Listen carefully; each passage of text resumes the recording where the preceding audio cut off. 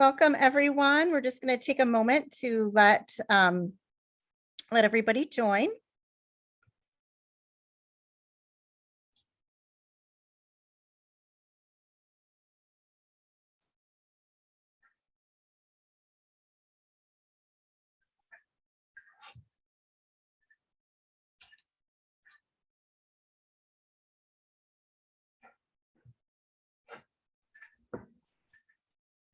As we're joining, we have a poll for you to participate in. So please answer this question as you join us.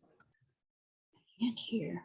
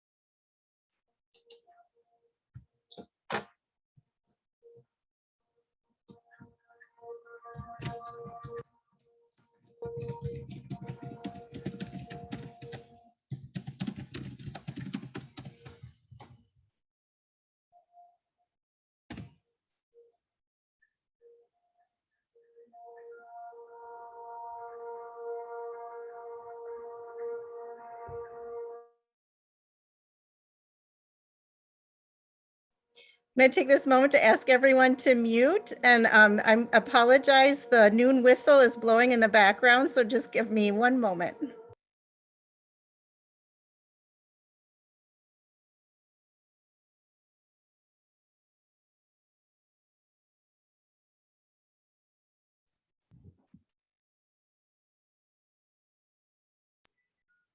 So welcome, everyone. Please complete the poll that should be on your screen. And we're going to go ahead and get started. It's a beautiful day where I am, and I have the windows open and the noon whistle just went off, something I wasn't anticipating. So I want to welcome you to Wisconsin Literacy's Journey Through Literacy, sponsored by New Glarus Brewing Company, and Happy International Literacy Day. Wisconsin Literacy is a nonprofit statewide coalition of literacy agencies. We strengthen literacy statewide through expert trainings, personalized consultations, health literacy, workforce connections, and advocacy. Today's session is Journey to America. I'm excited to introduce our speakers, Bernadette Muhongayire, who worked for the United Nations High Commissioner for Refugees while living in a refugee camp, and Tammy McLaughlin, Director of World Relief Fox Valley, one of 4 resettlement agencies in the state of Wisconsin. World Relief Fox Valley resettles refugees in the Appleton and Oshkosh areas. Bernadette is going to share her experience in a few moments. We're going to start with Tammy McLaughlin. And if you have any questions, please write them in the chat.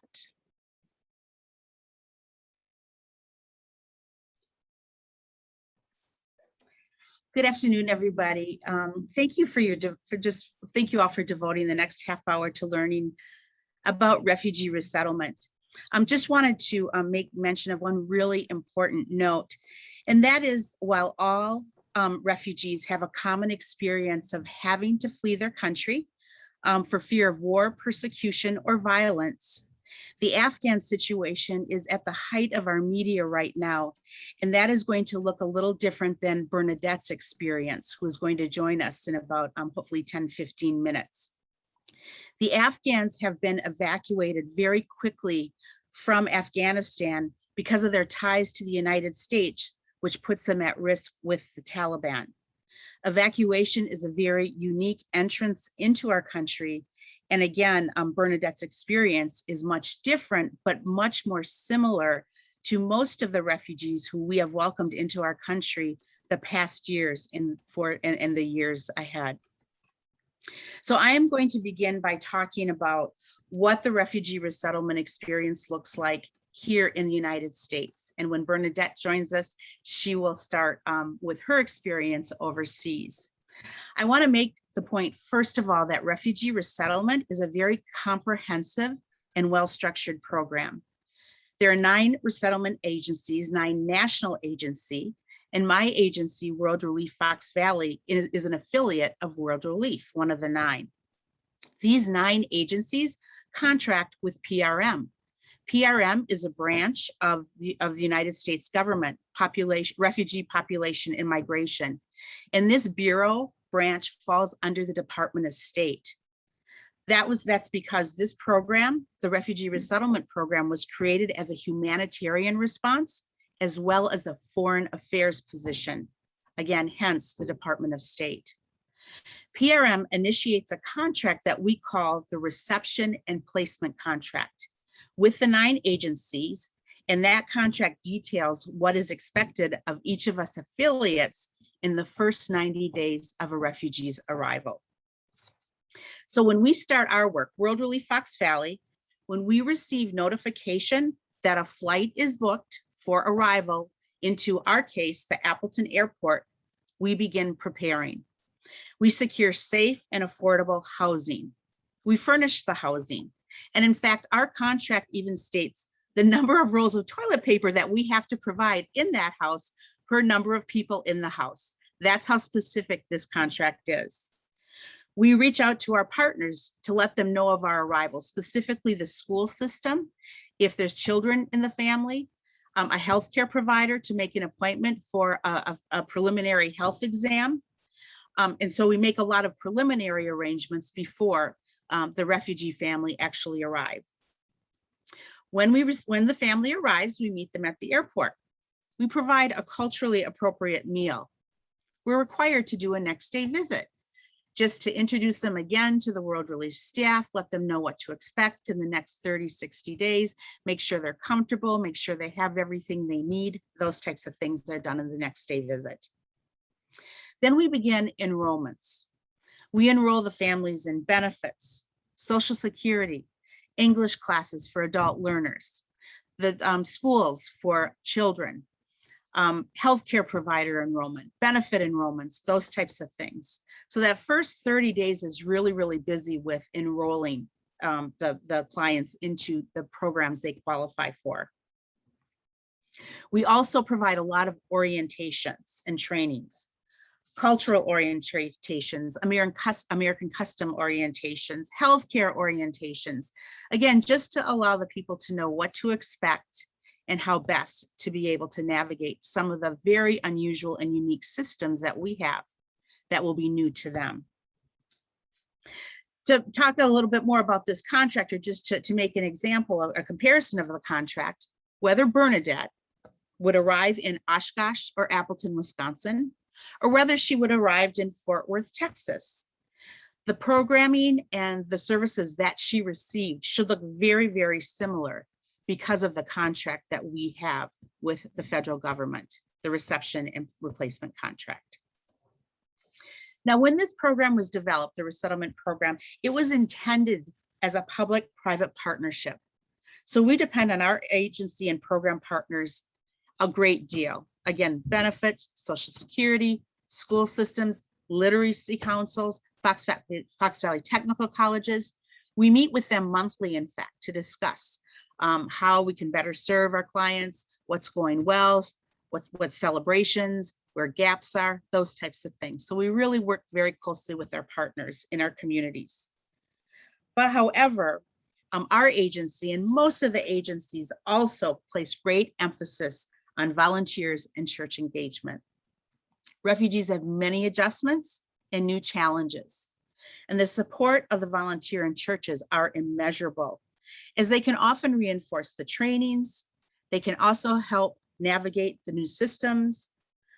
They help just day to day, sometimes how to learn how to work a washer and dryer, how to learn how to go to a grocery store and use a debit card, those types of things. We do a lot of that training, but 1 or 2 times is not enough. It takes reinforcement over and over and over. So we depend heavily on our volunteers and church engagers to assist with those.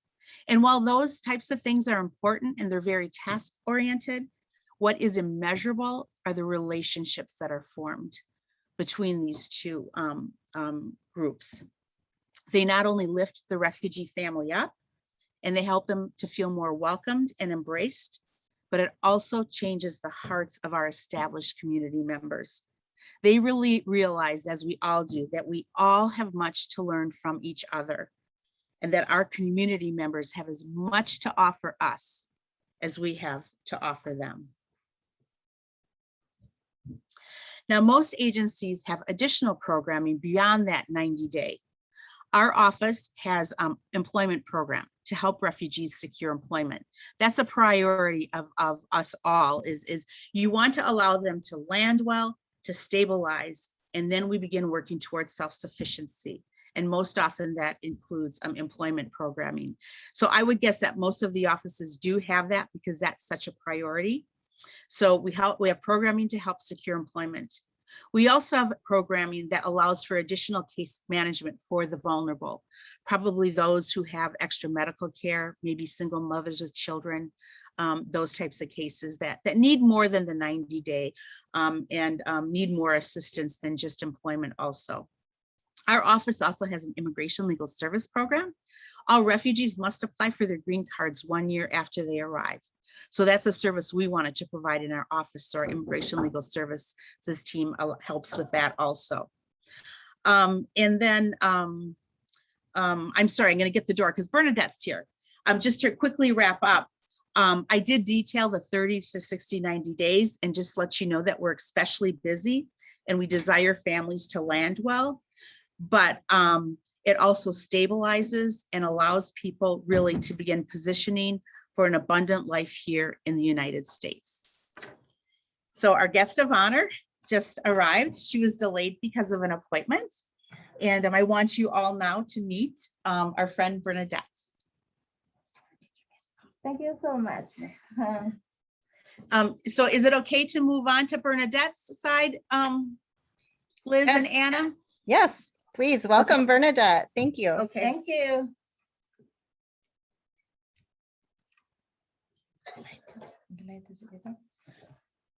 Okay, thank you so much. As she was saying, I'm called Bernadette Muhongayire.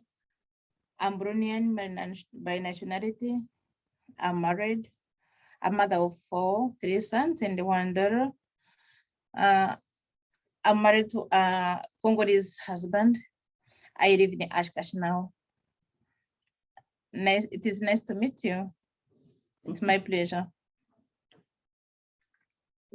I'm going to take this moment to talk about the journey which we passed through from arrival in UNHCR or hands, or just by being a refugee up to reaching in USA so far today. When we crossed the border, we reached at the border of Uganda and we were received by the Office of Prime Minister.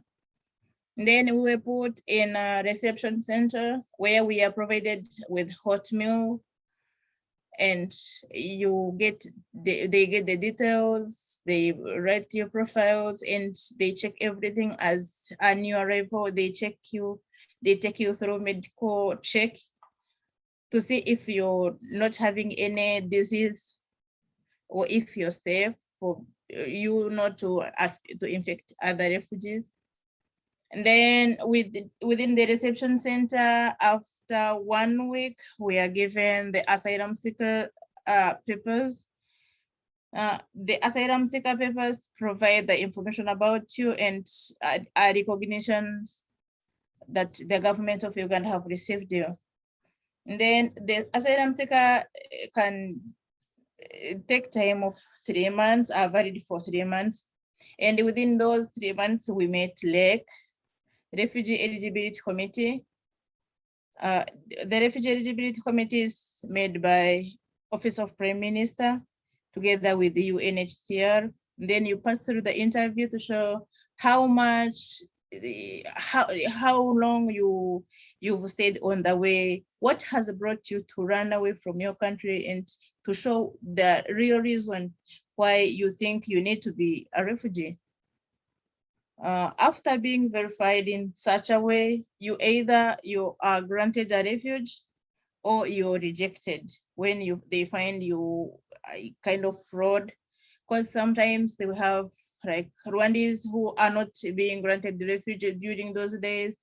They can fluke and call themselves Congolese or Burundians for them to get the ration card or to be accepted. So after we got the refuge, after we are accepted, we go to ration cards. Ration cards, they are cards which we are getting food on. The food is provided every month by WFP, World Food Program. So it is UNHCR through WFP, you're given food. When you're given a ration card, meaning you're now becoming a refugee, they give you a plot of land by Office of Prime Minister, meaning the government. They give you a plot of land for you to plant some groceries like greens or just to fight against anemia, to give just a little of groceries. And then you're provided by NFIs or non-food items. We were given the plastic sheet and saucepans, plates, spoons, and you're provided by knives, just non-food items to support you in such a way. Then the plastic sheet, you make your own house in it, meaning with that plastic sheet, you have to make a mud bricks in just you lay bricks in a mud, and then you build your own house. The house, it has to be, the plastic sheet is, for us, we count in meters. It is 3 meters by 4. So that is what you provided. Then you make your own living house in that one for the family. Because if it needs like having a family, like for me, I have 4 children.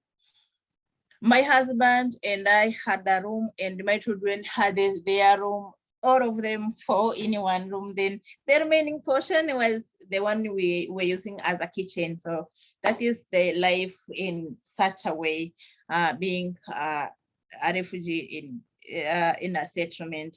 And then when you become a full refugee, you are now being visited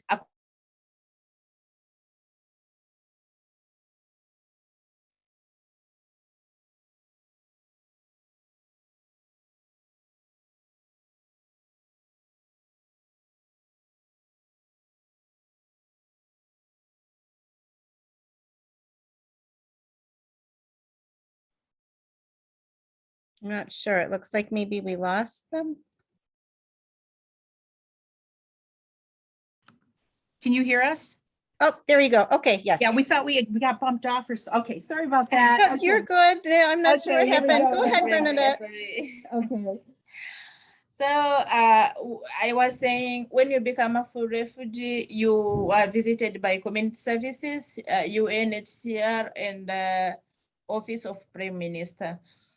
That depends on the reasons you gave, which show that you cannot go back. You want to be a refugee. So we were visited. During that time, I was still single, but later on I got married. I got married in 2012 when I lived in the settlement in 2008. Yeah, so from 2012 up to this far, I was staying with my husband.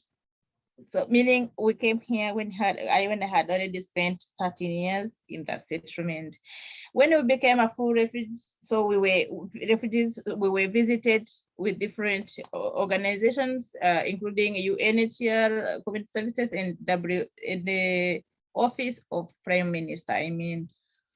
And then our case was chosen to get a third country refuge. When you are chosen like that, you start now a real process of now coming to USA or to any other country according to the country which will receive you. For us, the time we were visited, we had a cross-culture marriage. So that's the reason why we were given such a chance. The first thing they did, it was screening as a first step in the process of coming to USA. Screening, you are prepared, you are given the interviews, they check your profiles, they check everything concerning you to see if you're really eligible or to see how detailed your documents are and what is needed. The second step was screening. Now was open file, the real interview. Now they again repeat the screening and you do the interview. They ask you, why do you think you cannot go back to Congo or to your country? And why? What do you think can help you in when you are far from your country? So because of war, we have been exposed to war, different problems, and then we tried to show them how eligible we thought would be. And then later on, we were chosen by USA. To be chosen by USA, you're not the one to say that I need to go to USA.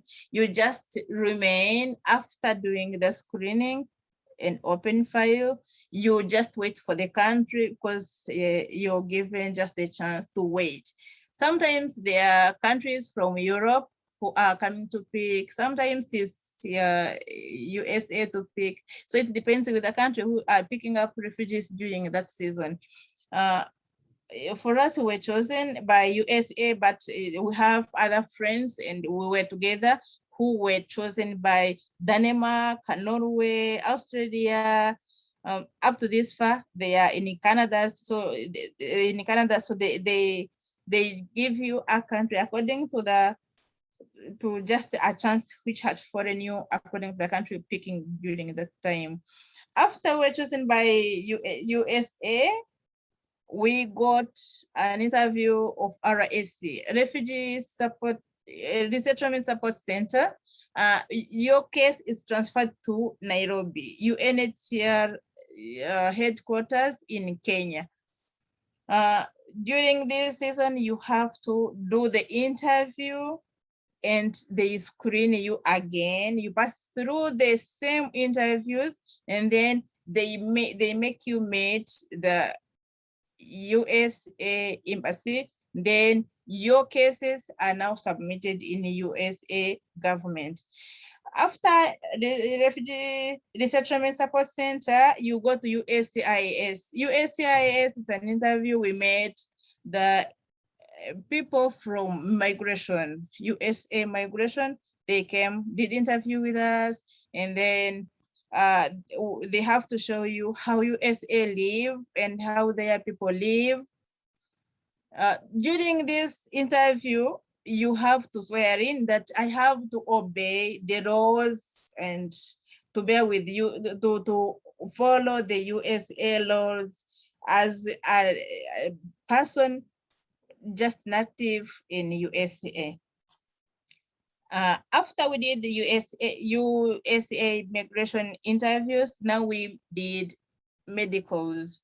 With the medicals, they have to check everything. They have to check all sicknesses, and they have a check body test. They have to check everything on you. If it is a scar, you have to explain what happened to this scar, what was wrong, were you operated, what was the reason, and when was it? That is during medicals. And then we get orientation. Orientation, we are taught how to live in USA as citizens. When you reach in USA, you will find people who were born there. You have to go the way they go. You don't have to again bring your culture and thinking of African thinking, it's a kind of sweeping your mind, because when you hear I'm going to USA, you feel you're going to heaven on earth.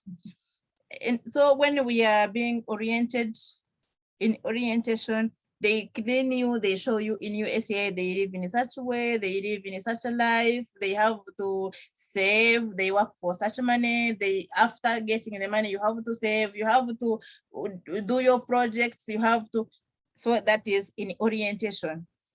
After orientation, we get to booking. Booking, it is done by IOM. You sign a contract with them of a loan. Then that loan you have to pay it when you reach in USA. For us, we were booked twice, because the first one we were booked in 2019. The time we were coming in September 2019. And then the budget was not signed by the president for that time. Then we stayed in a hotel for 1 month and 2 weeks. And then we went back in the camp. Oh, it was a mess, because it was hard for us. We had given out everything, and we thought maybe we are starting a new life. So we again restarted a new life in the same settlement, so, which was a bit hard. But later on in 2021, just this year, we were again booked back, and then now we got a chance. So we signed the document with the IOM. They helped us. We reached in the hotel. When you are in a hotel, you're provided with the drugs. They have to treat you. They have to give you drugs for malaria. They have to give you drugs for worms, and they prepare you according to the situation you're going to enter and the situation you're living. We spent in a hotel 5 days, and then after 5 days we succeeded, and then they tested us for COVID. And then we got a flight. When we were flying, on each stage we would find IOM staffs, and at the last point we found World Relief, who received us and helped us to settle and get apartment and where to live. They helped us to start a new life now in USA. So that was my journey from my first day to enter in Uganda as a refugee, and up to the last minute to reach here in USA. Thank you so much. Thank you so much, Bernadette, for sharing your story. I know that people have a lot of questions. Trina writes, years and years of waiting, bureaucracy, and invasive screenings. We pray for your life going forward, that it's full of peace and blessings. And I think that's a wonderful way to wrap up. Gordon, I do see your question about what can a church in Stevens Point do to help the Afghan refugee situation. That is a unique, the Afghan situation is unique and different than what our experience has been in resettling refugees in the past. I am going to share, or we're going to share Tammy's contact information in here. She can answer general questions about the resettlement process. Other questions regarding the Afghan refugees, I would refer them to the Department of Children and Families website. And maybe we can get a link for that into our chat too as we wrap up. So thank you for attending Wisconsin Literacy's Journey to America. And again, thank you to Tammy and Bernadette. Next, we have the language immersion experience in just 5 minutes. During that session, you imagine you've recently immigrated to the Congo with your family and need to learn Kiswahili. You come to your first day of Kiswahili class at the Literacy Center. So sign up for the Journey Through Literacy to get the full engagement experience and to enter your local literacy agency into a raffle. Registration information for both is in the chat box. And so again, thank you, Tammy and Bernadette, and may you have a great day. Thank you, everyone.